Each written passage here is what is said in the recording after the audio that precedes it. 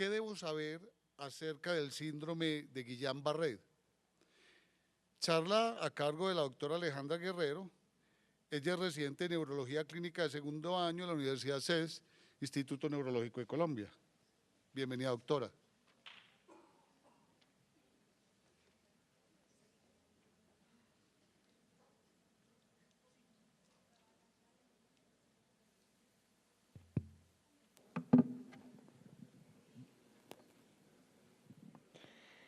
Bueno, muy buenas tardes para todos. Para mí es un privilegio poder compartir con ustedes esta tarde y poderles traer un tema que a mí siempre me ha parecido apasionante y que la idea es poderles transmitir cosas fundamentales, puntuales, para que cuando les llegue un paciente con estas condiciones sepan qué hacer.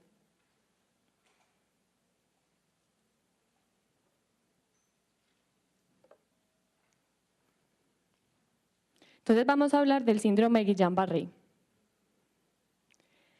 Como todos sabemos, o para los que no saben contarles, la causa principal para que los pacientes con un síndrome de Guillain-Barré nos va a consultar es por disminución en la fuerza muscular.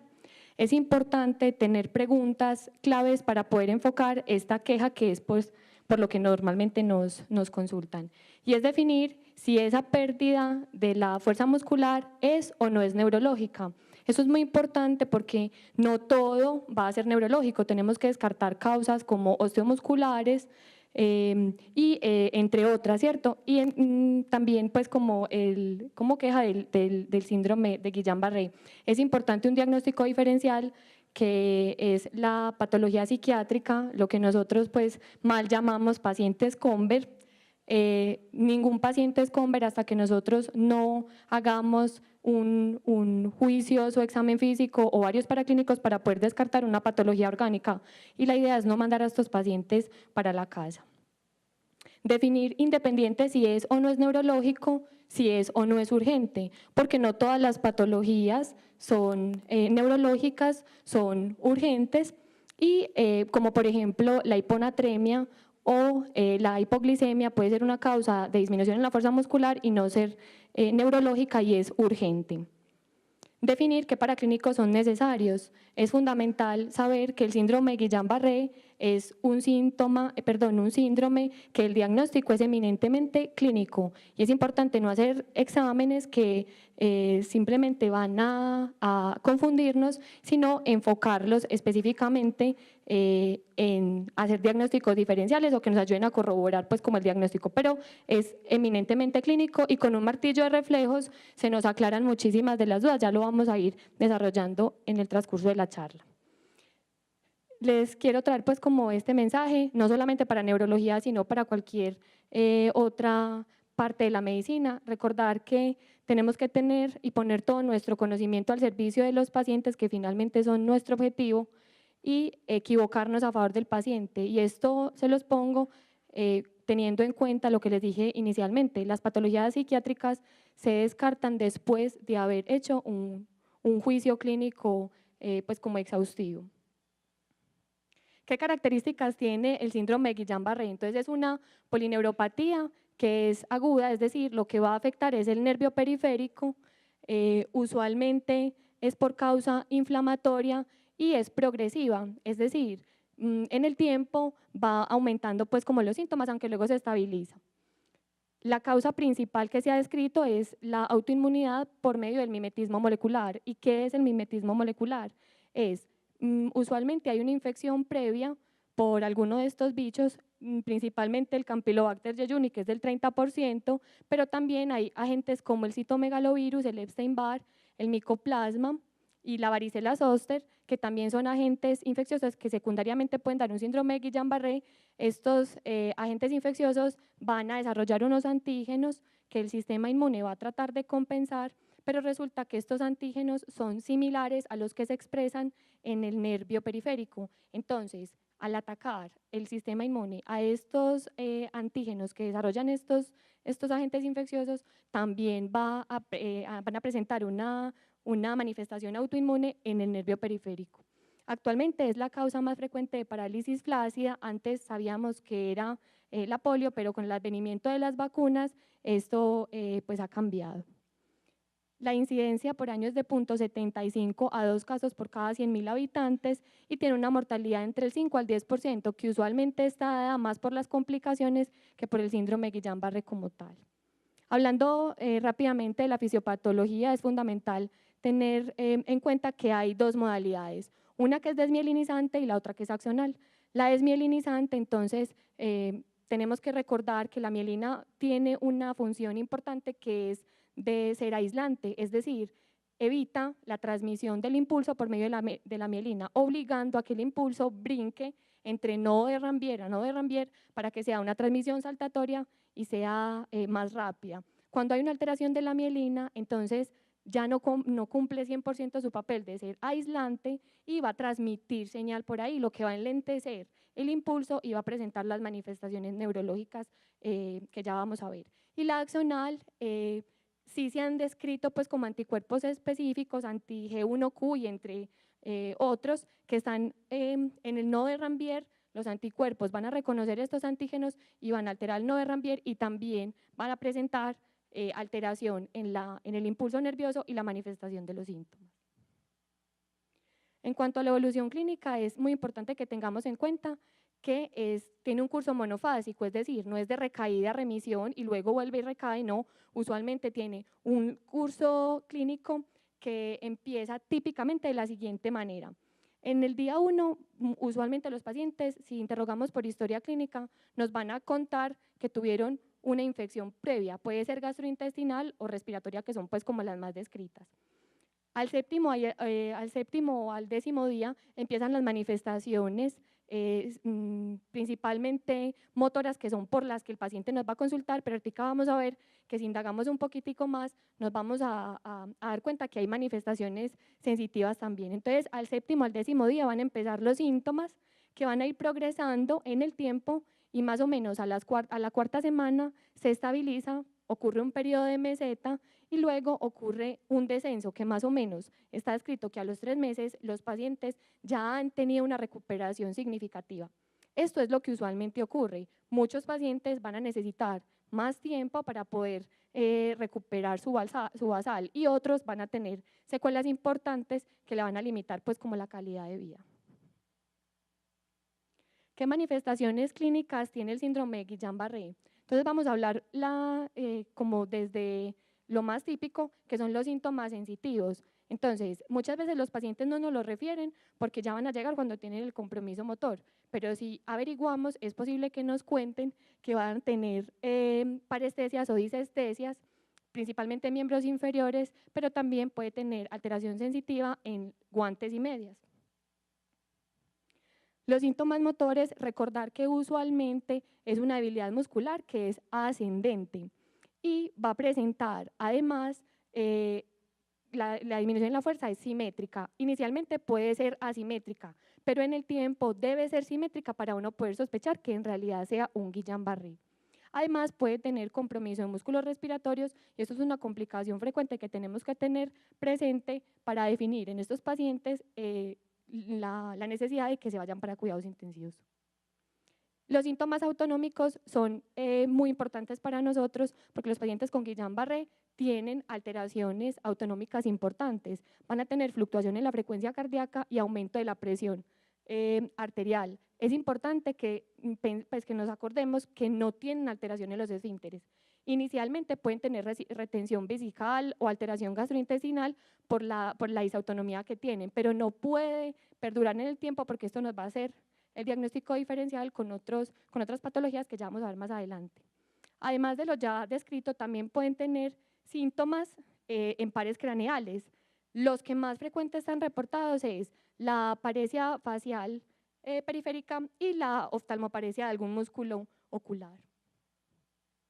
El examen físico general y neurológico debe hacerse supremamente bien, desde signos vitales, pasando por todos los otros sistemas, pero enfocándonos desde el punto de vista neurológico en hacer un diagnóstico de neurona motora inferior.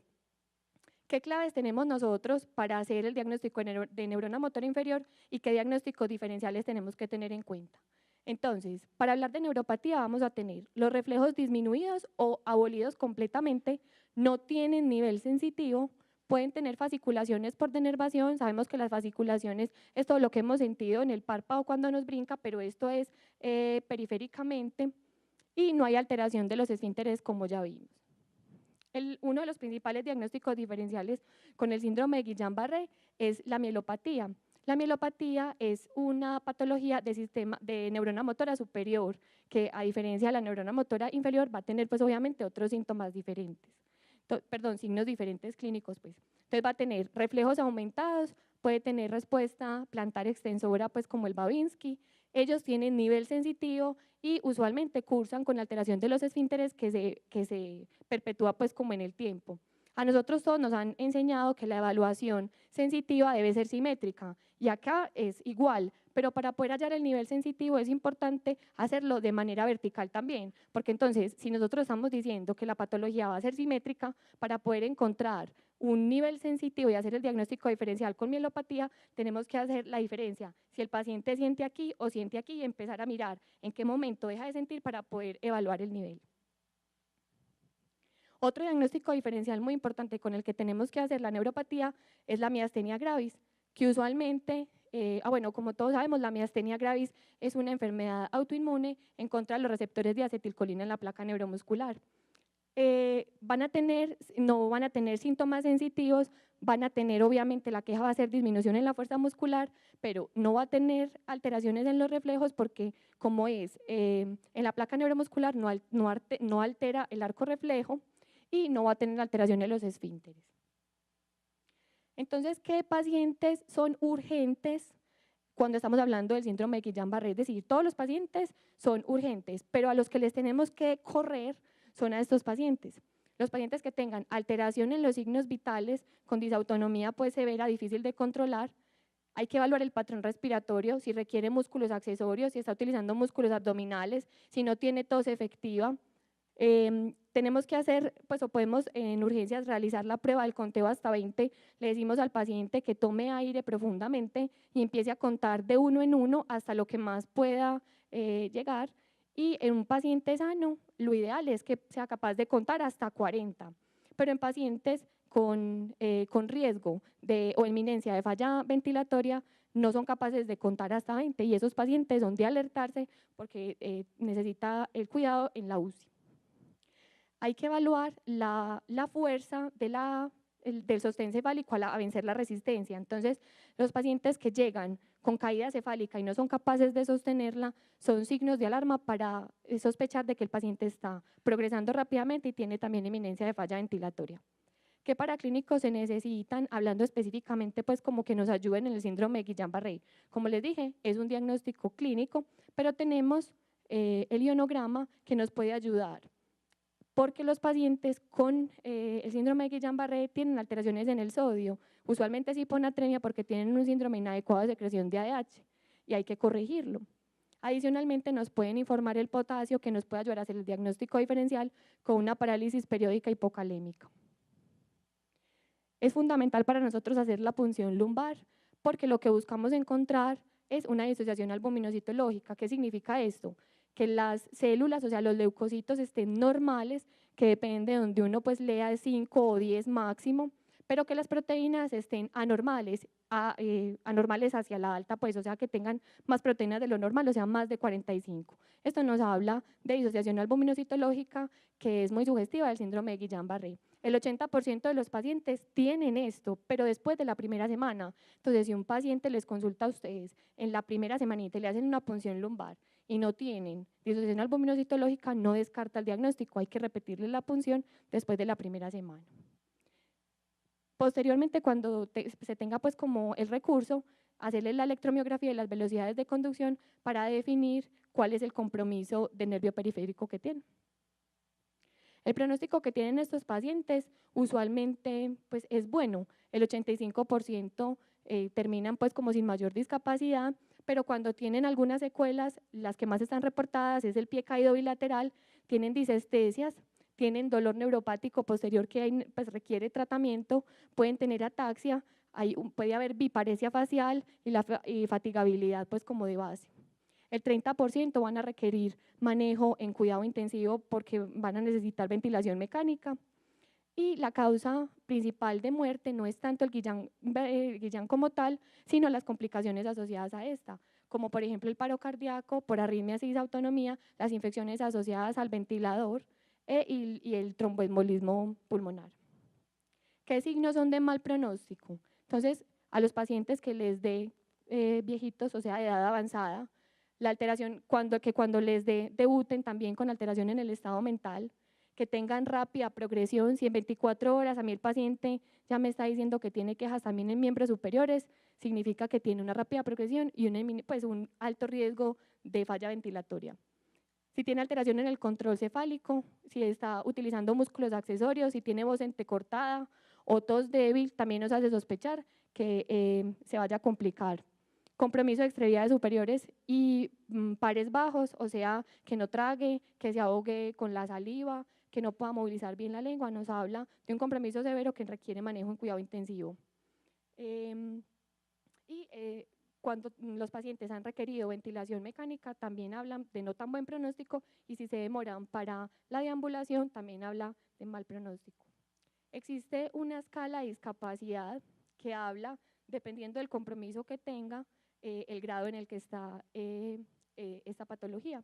Se llama la escala de Hughes y va de 0 a 6, en donde 0 son los pacientes que no tienen discapacidad, el 1 es el paciente que está asintomático pero es capaz de correr, el 2 es el que puede caminar pero no es capaz de correr, el grado 3 es capaz de caminar pero requiere ayuda, el grado 4 no puede caminar y ya está limitado a la cama y ahí, a partir de ahí, tenemos indicación de iniciar tratamiento, que ahorita lo vamos a mirar. El grado 5 requiere apoyo ventilatorio y el grado 6 es cuando ya se murió. ¿Qué tratamiento tenemos? Entonces, fundamental, y en eso sí necesitamos mucha ayuda, pues como de todos ustedes, y es el manejo de soporte, el manejo hemodinámico, ventilatorio y nutricional. Luego, el manejo con inmunoterapia va a ser por parte del especialista, pero con que un paciente esté compensado en la parte de la disautonomía, para nosotros es mucho más fácil como el manejo posterior. No hay como estudios que aprueben más la plasmaféresis o la inmunoglobulina. Sí se ha visto que cuando se ponen los dos juntos no tiene pues como ninguna evidencia. Usualmente, si uno requiriera un orden porque no mejoró con una terapia con respecto a la otra, entonces la idea sería primero poner la plasmaféresis y luego la inmunoglobulina, porque no tendría sentido uno poner primero la inmunoglobulina y luego la plasmaféresis para que eso se perdiera pues en la plasmaféresis. No están indicados los esteroides en ninguna condición del síndrome de Guillain-Barré. Es importante tenerlo en cuenta porque podemos complicar el cuadro. Está indicado, como ya les dije, en un Hughes mayor o igual a 4 y que lleguen las primeras 4 semanas. Después de las 4 semanas no hay pues como tanta evidencia de que tenga beneficio del tratamiento. ¿Cuál es el manejo entonces de las complicaciones? Entonces, cuando el paciente les llega a ustedes con una inminencia de falla ventilatoria, deben definir intubarlo lo más rápido posible para evitar que nos haga una falla ventilatoria y luego pues más complicado el manejo. Manejarles el dolor, esto sobre todo es importante preguntárselo al paciente porque muchas veces pues es más angustiante la debilidad muscular y no el dolor, y hay que preguntarlo, está presente en el 90% de los casos, usualmente es lumbar y de miembros inferiores. Tenemos varias opciones terapéuticas desde los AINES, pasando también por los opioides y terminando por anticonvulsivantes que también tienen evidencia para dolor neuropático. La disautonomía está presente en el 65% de los pacientes, necesitamos el control de esta, usualmente como es hacia la taquicardia y la hipertensión, pues está descrito el propanolol que también nos ayudaría, pilas con el ionograma que ya vimos, manejar el síndrome inadecuado de secreción de ADH y manejar la hiponatremia. Hay unas variantes clínicas que están descritas, esto para los neurólogos es muy importante, pero yo pienso que a ustedes les puede servir para responder alguna pregunta acorchadora que les pregunten en algún examen. Entonces está el AIDP, que es la polineuropatía desmielinizante inflamatoria aguda, está el AMAN, que es la neuropatía axonal motora aguda, el AMSAN, que es axonal tanto sensitiva como motora, y está el síndrome de Miller-Fisher, que se compone de ataxia, es decir, los pacientes tienen alteración en la marcha, tienen oftalmoplegia, es decir, tienen limitación en los movimientos oculares y tienen arreflexia. pero también está descrita la romboencefalitis de Bickerstaff. La romboencefalitis de Bickerstaff se dice que es un espectro, o sea, que hace parte del espectro del síndrome de Miller-Fisher, porque en ambas han encontrado anticuerpos que sugieren que hagan parte pues como de la misma entidad. Sin embargo, en la romboencefalitis de Bickerstaff puede haber compromiso de más pares craneales y hay compromiso usualmente cortical. Y esta es una de las causas para que muchas veces los reflejos puedan estar aumentados, porque si tienen la corteza alterada, se va a manifestar como un síndrome de neurona motora superior también, pues además de la neurona motora inferior que también podría estar. Entonces, para concluir grande, como empecé tratando de definir las preguntas, si es o no es neurológico, hablando específicamente de Guillain-Barré, ¿qué tenemos para definir que los síntomas o signos que tiene el paciente son, pues no se va a sospechar de síndrome de Guillain-Barré, entonces una debilidad progresiva de más de una extremidad, que debe ser simétrica, debe ser arrefléxica o hiporreflexia, puede tener que tenga un periodo de meseta y que posteriormente desciendan los síntomas.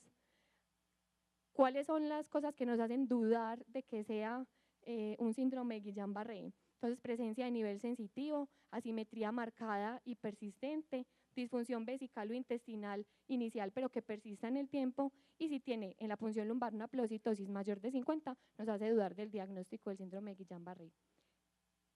¿Qué es urgente entonces en Guillain-Barré? Que tenga una rápida progresión en menos de 24 horas, que no tenga sostén cefálico, que tenga la prueba de conteo y no sea capaz de contar hasta más de 20 y que tenga compromiso de pares bajos. ¿Qué paraclínicos son necesarios? Entonces recordar que es un diagnóstico eminentemente clínico, pero que tenemos a la mano el ionograma, la punción lumbar y posteriormente se tiene el recurso electromiografía con velocidades de conducción. Aquí me faltó poner la glicemia porque como también vimos puede ser causa de disminución en la fuerza muscular. Obviamente es un manejo conjunto interdisciplinario, tenemos que tener en cuenta neurología, urgentología y a cuidados intensivos. Entonces les tengo una pregunta, ¿y qué pasa si no sé o se me olvidó todo lo que me dijeron en la charla? Se vale decir no sé, a nosotros no nos enseñaron, pero se vale decir no sé, pero por favor no invente, pregúntele a alguien que sepa o bájese una buena referencia bibliográfica para consultar.